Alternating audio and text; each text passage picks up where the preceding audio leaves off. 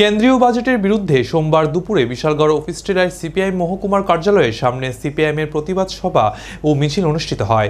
প্রতিবাদ সভা ও মিছিলে উপস্থিত ছিলেন রাজ্যের প্রাক্তন অর্থমন্ত্রী তথা বিশালগড় বিধানসভার কেন্দ্রের প্রাক্তন বিধায়ক ভানুলাল সাহা, সিপিআইএম বিশালগড় মহকুমার কমিটির সম্পাদক পার্থপ্রতিম মজুমদার, সিপিআইএম রাজ্য কমিটির সদস্য সিদ্দিক কুমার রহমান এবং রেহানা বেগম সহ বিভিন্ন সংগঠনের নেতৃত্বরা। এই প্রতিবাদ সভায় কেন্দ্রীয় বাজেটে শিক্ষা, স্বাস্থ্য ও কর্মসংস্থানের বরাদ্দ নেই কেন, গরিব মধ্যবিত্তদের সরকারের জুলুমা বাজেট গরিবের উপর চাপিয়ে দেওয়া হচ্ছে কেন ইত্যাদি বিভিন্ন দাবিতে প্রতিবাদ সভায় আলোচনা করেন উপস্থিত নেতৃত্বরা। সারা রাজ্যের তুলনায় বিশালগড়ের সিপিআই মহকুমার কমিটির উদ্যোগে এই দিন দীর্ঘ এক অধিক কর্মসূচি পালন করা হয়।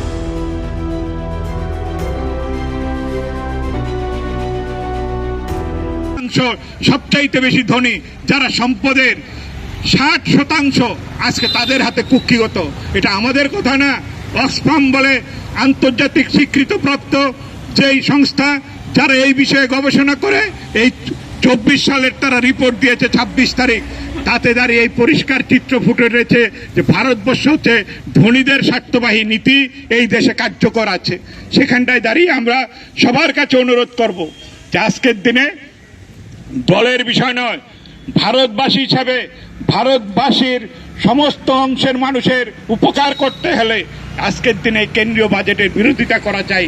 বিজেপি তার নীতি হচ্ছে দেশের গরিব মানুষের বিপক্ষে, ধনীদের পক্ষে। সেই জায়গায় দাঁড়িয়ে মানুষকে সংহত করে শ্রমিক, মধ্যবিত্ত, নিম্ন মধ্যবিত্ত, গরিব সবাইকে সচেতন করে আগামী দিনে এই লড়াইয়ে আমাদের সামিল করতে হবে। কেন্দ্রীয় বাজেটের বিরোধিতায় আমরা মানুষকে বলবো, এই জন্য আপনারা পথে নামুন।